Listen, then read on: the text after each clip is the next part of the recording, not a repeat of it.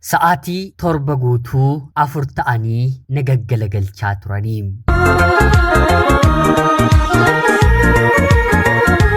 Yeroodhaaf maqaa kiyya himachuun barbaadu kanan dhaladheetti guddadhee Jiituu Magariituu Oromiyaa keessatti. Barnoota kiyyallee kutaa tokkoo kaasee haga kutaa 6tti jechuun hanga abbaan koo lubbuun jirutti baradheera. Sanaan booddee garuu mana haadha lamaatti oliif gadi otoon jedhuu barnootatti otoo hin deebi'iin hafee. Haatii fi abbaan koo na dhalchanii fi na dahan jalqabuma akka wal fuudhanitti daa'ima ana qofaa godhatanii waggaa 4 waliin jiraatanii haati kiyya abbaa koo waliin mana warra ishee keessa jiraachaa waan na turteef walitti bu'insa yeroo sanatti gidduu isaaniitti uumameen dhala kee narraa fudhuu bahi akkuma jetteen abbaan koo anaan isheerraa fudhatee gara mana warra isaatti na fudhatee deemuun manni warri isaa baadiyyaan jireenya ani isa biratti bare waliin mijataa yookiin immoo wal qixxee waan hin taaneef magaala bakka ofii hojjetutti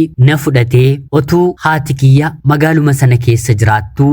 anaan illee isheen akka waliin jiraadhuuf waantan feeneef yeroo sanatti qarshii xiqqoodhaan nama nyaata nuuf hojjetu nuuf ramadee abbaa koo waliin ijoollummaa kootii kaaseen jiraachuun jalqabee. Haati koo yoom dhuftu haadha koo waliin yoom jiraattu yeroon jedhuunii har'a bor otuma naan jedhuu anaan ofitti na fudhatee waggaa tokko booddee haati kiyya kan na deesse dhiira gara biraatti mana maatii ishee keessatti heerumtee waliin jiraachuu eegaltee. Kanaanis maatiin abbaa koo kanaan booddee araarri uumamu hin jiru durbaaf gadi jettaaree dubartii siif taatu barbaadiitii fuudhii mucaan wallaalaan kunillee sirratti akka hin miidhamne ati hojii kee ooltaa jedhanii gorsaniini. Kanaan abbaan koos an akka koof jaalladheen kaadhimmadheen cidhaan fuudheen waliin jiraachuu jalqabeen daa'imarreerraa godheen naaf milkaa'uu dideeraa. Mee warri koo siif ni taati kan jettan baadiyyaa maatii kan nama hin beekne naaf ergaa jechuun gara warra isaatti ergataa. Warri isaas haatiif abbaansaa mucaama naannoo isaatti guddatte tokko elaa kunoo intalli kun siif ni taatii bareedina ni qabdii simboos ni qabdii maatiin ishee maatii gaariidhaa jedhanii fidaniifi yeroo kanatti abbaan koo isin naaf filattanii jennaan maalan keessa deebi'aa gaa'ela koo rakkan jiraadhuuf daa'ima koo ishee dhalattee guddachaa jirtu kanaatiif illee haadha gaarii akkanaaf taatuuf qofa naaf kadhadhaa naa gorsaatii naaf kennaa jedhee intala fudhatee maatii isaa immoo gaggeesse. Kanaan haadha buddeenaatiin guddachuun eegalee. Haadha manaasaa fuudhee waggaa tokko booddees gara barnootaatti na ergee barnoota koo barachuun jalqabee. Haati buddeenaa kiyya haadha kiyyaatiin ol ijoollummaa kootii kaasee jaalala naaf kennitee ofiillee ijoollee yeroo godhattetti ijoollee isheef ani guddistuu ta'een otoo isheen mana kana hin jirtu ta'ee eenyutu ijoollee kana naaf qabaa naaf guddisaa simboo jedhamu argadheen mana haadha buddeenaa kiyyaa fi abbaa koo biratti guddachuun jalqabee. Abbaa kootiin haadha koo na deesse biratti illee yeroon jiru haadha koo caalaa irra caalaa jaalladhaam innis akkuma kanaam baay'ee na jaallataa afaan isaarraa maqaa koo hin buufatu dhufee mana taa'ee jennaan jabaadhee guddadheellee mataa isaatti hin fiigaamu. Utaaleen waliin hin haasa'aam bilisummaa addaa fi guddaatu inni yeroo na bira jiru anatti dhagahamaam takkaaf na nuffee takkaaf na dadhabee narraa bu'i narraa ka'e jedheen beekuum hojiidhaa dadhabee dhufee gara manaatti yeroo galu jalqaba kan ilaalu anaanidhaam. Sanaan booddee obboloota koo warra kaan ilaalaam harka abbaa koo fi harka haadha koo irrattani mucaa qananii ta'een guddadheem. Haati buddeenaa kiyya hojii nan madaalle humna kootii ol ta'e gonku maanan hojjechiistu argaatti gaarii ta'een dhoksaatti dhala abbaa manaa koof hamtu yoon ta'e nama toon taane rabbitu na argaa rabbitu natti dheekkama jetti. Akka haadhaallee mucaa kanaaf ta'u yoon baadhe haadha buddeenaa gaarii hamaatti hin kaafamne ta'uufii nan danda'a jechuun ijoollee isheen ol of eeggattee anaatiin na guddiste. Ani garuu dhugaa dubbachuuf jaalala haadha koorraan argannedhan haadha buddeenaa kiyya kanarraatiin argadhe. Hanga abbaan koo boqotutti jechuun umurii koo waggaa 12 yeroo kutaa 6 barachuun eegaletti haadha buddeenaa koo biratti hin guddadhe. Harka abbaa kiyyaan hin guddadhe. Abbaan koo erga boqotee booddee ofiif haati buddeenaa koo ijoollee 4 yeroo gabaabaa keessatti isaaf deessee waanta turteef egaa intala koo nu waliin rakkachuun qabdu haati kee jireenya gaarii jiraatti. Anis ijoollee koorraa adda si godheen otoo hin taane jireenyi gaarii siif malu achi jira jedheeni jechuun gadda abbaa koo booddee mana haadha koo ishee na deessee deemeen akkan jiraadhuuf haati buddeenaa koo na ergite. Anis mana haadha kiyyaa ijoollee haadha koo obboloota koo waliin jiraachuu guddachuun eegale. Haati kiyya immoo erga heerumtee ijoollee 3 gara biraa godhatteetti. Kan jiraattu qabeenya maatii ishee haadhaa fi abbaa ishee hogganuun waan na ta'eef beellii fi rakkinni mana ishee keessa hin jiru. Hamma haadha buddeenaa koo miti nuusa haadha buddeenaa koollee jaalalaa haati koo natti hin argisiistu. Anaan mana ishee keessatti sanyii abbaa kee jettee na arrabsiti, na abaartisi. Qixxee obboloota koo warra kaaniin haati kiyya nan ilaaltu. Sanarratti immoo darbee yeroo mana ishee galerraatii kaasee barnoota kootti deebi'een barachuuf yaalii godhee ture. Haa ta'uutii garuu barnoota walakkaa gaheen si'a 3 kutaa 6 keessatti keessan deebi'ee yeroo turtii si'a 3 waggaa 3 keessatti barnoota qofaan hin miidhame otoo hin taane kabaja durbummaa kiyyallee abbaa buddeenaa kiyyaatiin hin dhabuu qofa miti. Irra deddeebi'ee baadiyyaatti magaalatti bakka iji haadhi koo mana keessa hin jirretti hin na gudeeda. Dubbattee jennaan foon kee kukkuteen saroota balbala kana jirtuuf hin kennanaan jedhee na doorsisa. Kana qofaa miti dhumarratti nama kanaaf otoo hin beekin nan ulfaa'e. Daa'imni gadameessa koo keessatti hafee oolee simbulle ulfa ta'uu kiyya otoon dhokfadhu. Haati kiyya dadhabbii koo jijjiirama qaama koo mallattoowwan ulfaa tokko tokko argisiisuun na argitee narratti bartee intalli kun dhiira barte moo jechuun ofitti na waamtee garaa koo yeroo tuttuqxu ulfa ta'uu kiyya haati koo narratti bartee otoo hin beekin jechuudha. Kanaan ulee qabattee narra dhaabbattee eenyu waliin ciisteeti akkana kan si godhe jechuun haati kiyya na deesse na gaafachuu eegalte. Hundaafuu abbaa buddeenaa koodha jedheen dubbachuun danda'u mitiire afaan koo qabadheen haga isheen na reebdee dadhabdutti miila ishee jalan ture. Haa ta'uutii garuu ollaanis wanta dhagaheef ollaatti dhugaa jirtuan immoo seeraan yeroo na gaafatan ittan himee. Dubbiin kun akkanani abbaa buddeenaa kiyyarraatiin ulfaa'e ollaa guutuu gahee deebisee akkan dubbadhe haadha kiyya ga'e. Haati kiyya intalli kun mana kana galte gaa'ela koo diiguufidha jechuun dhaqi maqaa abbaa manaa koo balleessuu keerra diqaalaa kee waliin bakka barbaadde jiraadhu naan jettee mana isheetiin ariitee. Haadha laman qaba mitiire haadha koo ishee rakkattu ishee tokko biran dhaqee. Isheenis waan hin ta'e rakkinan dabarsee yeroon itti himu homaa rakkoon qabu hin yaadda'iin dhala kee anatu siif guddisa akkuma koo hojjettee jabaattee numa jiraatta homaa hin yaadda'iin jireenya dubartii keessatti kufuu ka'uun kanuma jirudha naan jettee bakka haati koo naaf hin gaddinetti haati buddeenaa koo naaf gaddite.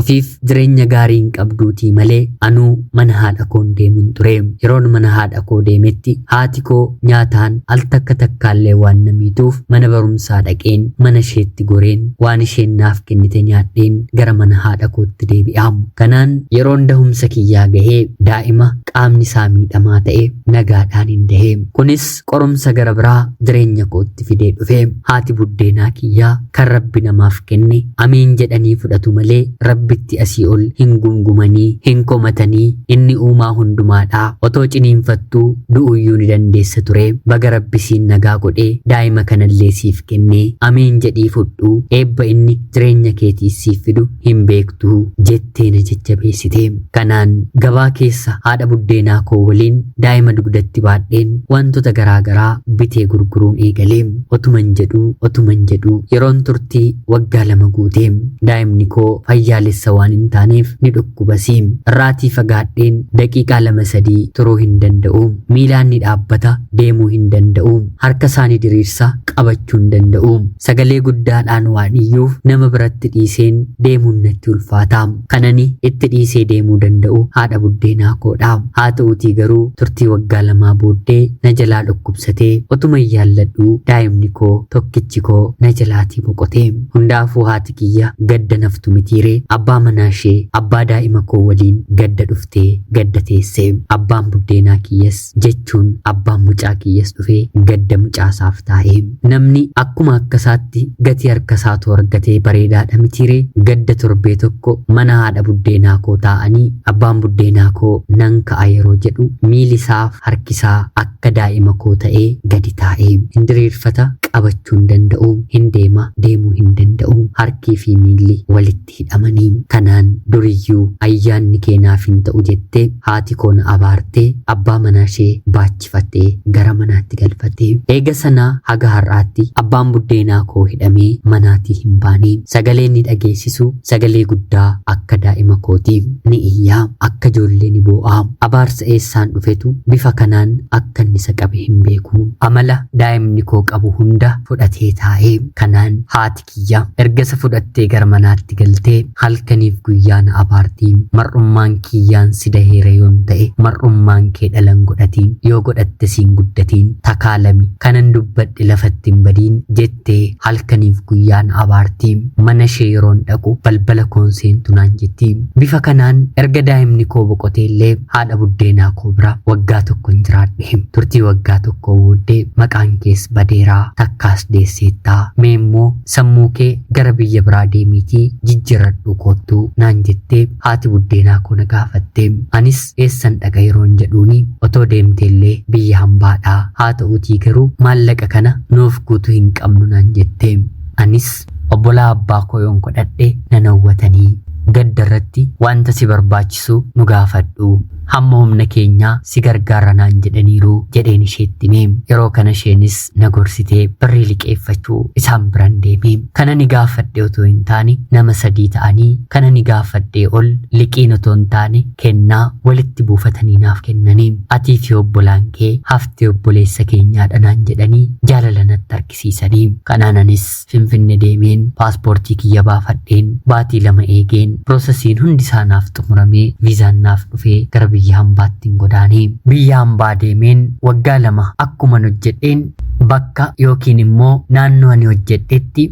biyya biraa waliin waraana walitti banuun boombiin dhukaasnii fi meeshaawwan garaagaraa naannoon ani jiraadhu sanatti bu'uu ni eegalaam maatiin ani isaaniif hojjechuuf mana isaanii galee gara biyya keetti galii yeroo biyyi nagaa taatu si waamna naan jedhanii tikeettii naaf kutanii anis waggaa 2 hojjedheen gara biyyaa haadha buddeenaa koo bira dhufee haadha buddeenaa koo bira akkuman dhufeen dargaggeessi kana dura argaaf iyyuu isa hin beekne naannoo sanaafis haaraa ta'e tokko gaaffii gaa'ilaa na gaafatee abbaa buddeenaa kiyyaan gudeedamaa xiinsammuun hin taane sammuu kootti barraa'ee dhala argadhee dhabuun koos miidhaan taane waan narratti geessiseeruuf kanaan booddeellee ilmi dhiiraa hin nafuudhaayee jedheen gaaffii heerumaa sana tole jedheen fudhee kanaanis jaarsa ergadhu haadha kiyyattiin jedheeni innis tole jedhee naannoorraa dhagahee haati kiyya ishee kan akka hin taanee fi isheen kun haadha buddeenaa koo akka taate jaarsi erguu kan qabamu haadha kiyya ishee na deesse biratti akka ta'e yeroo jaarsoliin naannoo sanaa isa gorsan natti mee anis haadha kootti meen haadha buddeenaa kootti jechuudha homaa rakkoon qabu kan barbaadamu siif milkaa'ee gaa'ela bareedaa argachuu keedhanaan jettee sanaan jaarsis gara mana haadha koo na deessee deemee haati kiyya na deesse kaleessa gaarii kan naaf hin taane maatii yookiin immoo jaarsolii na fuudhuuf ergamanitti akka isheen deessee daa'imni ishee jalaa boqoteeru mana koo waggaa 3 jiraattee dhiira natti fiddee naa gamsiistee jennaan mana kootiin ari'e dhiirri ishee fuudhuuf jedhe kuni ni beekaayi jettee gaafatteeni. Jaarsis jaarsummaaf dhufnee takkaafuu waan akkanaa dhageenye hin beeknu, intalli kee akka heerumtu bakka gaarii akkasiif geessu hin barbaaddu yeroo jedhaniini intala koo miti mana haadha isheetti malee mana kanatti jaarsummaan maaliif dhufe jechuun ofirraatii jaarsa deebiste. Kanaan jaarsi waan dhagahe waa'ee koo gurbaa kanatti himanii akka isheen kana dura kana taate ni beektaayii yeroo jedhaniini anis isatti waan hin himneef lakkii hin beeku, biyya hambaa turte dhufuu ishee qofan beekaa jedhee deebisee fi yeroo sanarraatii kaasee jaarsa gara haadha buddeenaa kooti erguu dhiiseeranoo dubartii deesseettu hin fuudhu naan jedhee anis haa ta'uun jedhee sanuma keessatti ammallee haati buddeenaa koo gaa'elatti seentee jeeqamuu keerra ammuma adda siif kutuu wayyaa jettee na jajjabeessite. Ammas otoon turiin baatii 2 booddee otuun ani biyya hambaa deemuuf viizaa eeggachaa jiru dargaggeessi gara biraan sin fuudhaa hin deeminnaan jedhee anis durseen sodaa kiyya kana dura daheen daa'imni na jalaa miidhameeraa yeroon jedhuuni rakkoon qabu, anis jireenya mataa kiyyaa kan ittiin qaana'u kan hin dabarsinan qabaa jechuun seenaa isaanatti kaasee jaarsa haadha buddeenaa kootti argatee isheenis tole jettee qophii qopheessitee kabajaan jaarsa simattee isaaf na kennite. Cidha godhee haala bareedaatiin abbaan manaan koo na fuudhee viizaan kiyyallee naaf dhufee deebiseen hin deemu jedheen didee sababiinsaa immoo dhiirri na fuudhu hin argamu jedheen wanta yaaduuf gudeedamtuu manatti kan deesse abaaramtuu daa'imni kan jalaa boqote haadha deesse gaarii kan hin qabne abaarsaaf haadha yeroo hundaa maqaa ishee lafa hin keenye wanta hin qabuuf jireenya koof nan sodaadha. Kanatti heerumeen jiraachuu jalqabee heeruma booddee ilmaan horachuutu jira mitiire baatima jalqabaan gaa'elatti seenetti daa'imni garaatti naafee haa ta'uutii garuu baatii 9 guuteen nan dahaa yeroon jedhu daa'ima boqotaa gadameessa koo keessaa bahee ammas haalootiin baatii 4 booddee nan ulfaa'ee waaqayyotti baay'een boohee daa'ima fayyaa akkanaaf kennuuf imimmaan kiyya akkanaaf haxaa'uuf haa ta'uutii garuu baatii 9 guutee akkuma isa darbee kan jalqabaa dhiira kan ammaa immoo dubartiin boqottee gadameessa koo keessaa baatee waggaa 2 guutuu barri koo gaa'ela keessa seeniin bara boo'ichaa na ta'ee sadaffaa irratti ulfaa'ee jennaan abbaan manaa kiyyaan Finfinnee hospitaala guddaa nageessiitii achi xindahaa hospitaala asii kan jiran dandeettii waan hin qabneefidha daa'imni kiyya kan narratti boqotu jedheen baatii 9 akkuman gaheen Finfinnee dhufeen mana ciisichaa kireeffannee jiraachuu jalqabne. Guyyaan ciniinsuun koo gahee qaama ishee keessaa daa'imni kutamee haa bahu kanaan ala miidhamuu ni danda'a jedhamee qaama koo kutanii daa'imni otoo lubbuun keessaan bahin gadameessa koo keessaatii baasanii haa ta'uutii garuu uumaa rabbi jalaa gara kamittiyyuu miliquun hin danda'amuuti ammammoo ani ofi wallaalee hadoochistuu yookiin immoo anesteeziyaa maadanzajaa kan jedhan narraatii qooruu yookiin immoo dhaabbachuu didee hakiimota 4 na yaalaa jiraniitiif sodaa guddaan uumee wanta isaan dubbatan yookiin immoo haasa'an gurri koo guutummaa guutuutti hin dhagaham. Daqiiqaa 2 daqiiqaa 3 daqiiqaa 5 daqiiqaa 15 sekeendii 30 sekeendii 10 jechuun yeroo lubbuun kootti baatu lakkaa'aa turanii oliif gadi fiiguun lilmoo garagaraa qoricha garagaraatiin na waraanuu. Abbaan manaan koo daa'ima baasanii waan itti kennaniif wanta nachi keessatti ta'aa jiru waan tokkoyyuu quba hin qabu. Daa'ima argachuu isaatti baay'ee gammadeera. Kutaa da'umsaa seeneen sa'aatii 1 sa'aatii 2 sa'aatii 3 sa'aatii 4 ture. Turtii sa'aatii 4 booddee du'a kan kiyyaa doktoroonni eegaa otoo jiranii daa'imni kiyya lubbuun ishee boqotee ijoollee 3 ulfaa'een garaatti godheen dhabee kannaaf guddatee waggaa 2 guutee waliin 4 jechuudha. Daa'imni koo boqotee ammayyuu ani bakka hin ciiseetii hin kaanee gurra koo qofatu sa'aatii amma kanaa hojjeta.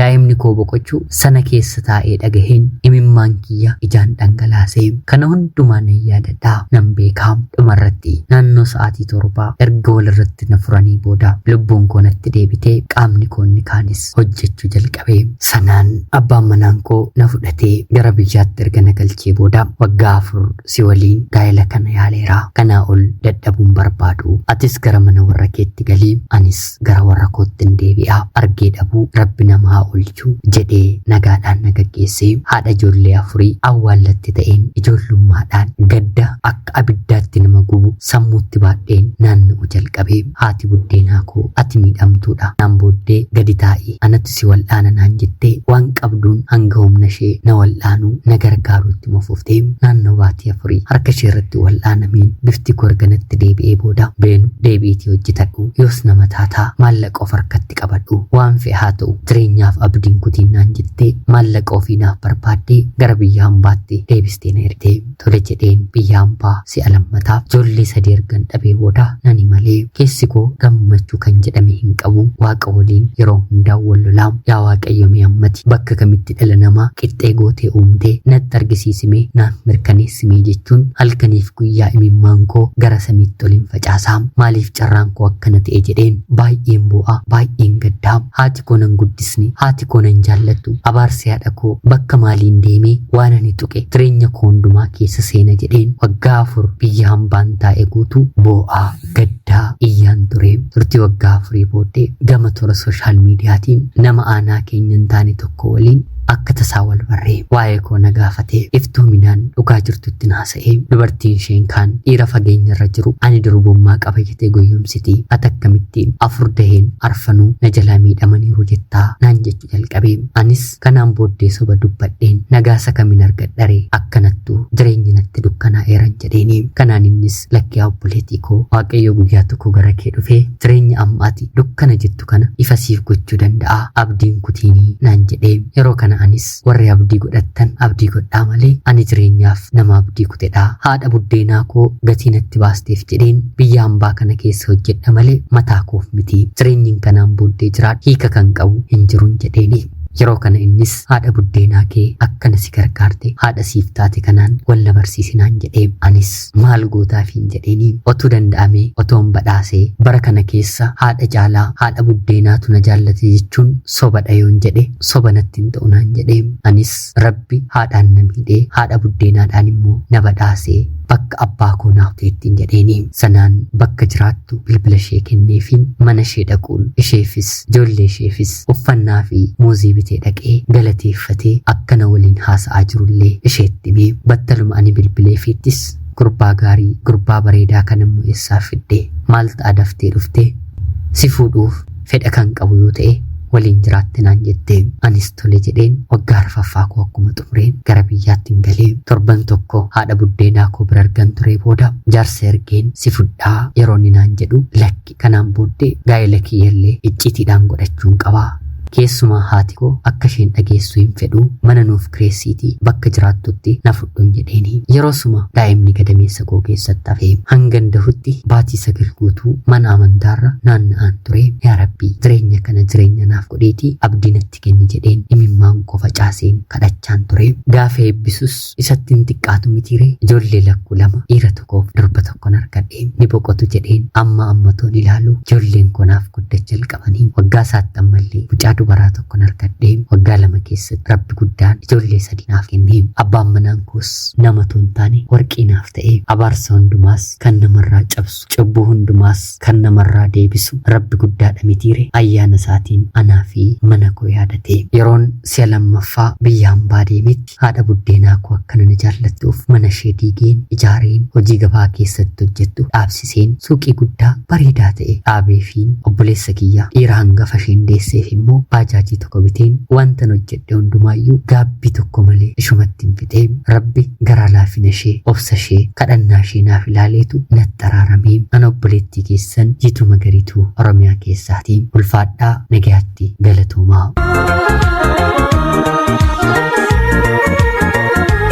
Yooyyaa shamaa akkam jirtu kabajamtootaaf hordoftoota qophii keenya nagaaf jaalalli tokkummaan bakka jirtan hundaatti hunda keessaniif yaa ta'u jecha guyyaa irraallee seenaa ajaa'ibaa obboleettiin keenya tokko nuuf qoddeessiniif dubbiseen hin ka'a akkasin irraa barattanii hubannoo cimaatii tokko irraa argattan homaa shakkii tokkollee hin qabu obboleettii keenya seenaa kee kana nuuf qooduu keetiif guddaa galatoomisiin jecha kabajamtootaaf hordoftoonni qophii keenya seenaa ishee dhaggeeffattan yaada keessan wanta isinitti dhagahame komentii jalatti qoodaa fi jecha qophiin sa'aatii kanaaf guyyaa irraa isiniif qabaddeen dhiyaadhe kanuma fakkaatti qopheessuuf qindeessuun si waliin kanan ture ani gammachiista shoomeedha seenaa barsiisoo fi bashannansiisoo gara biraatiin haga walitti deebinutti bakka jirtan maraan turtii gaarii.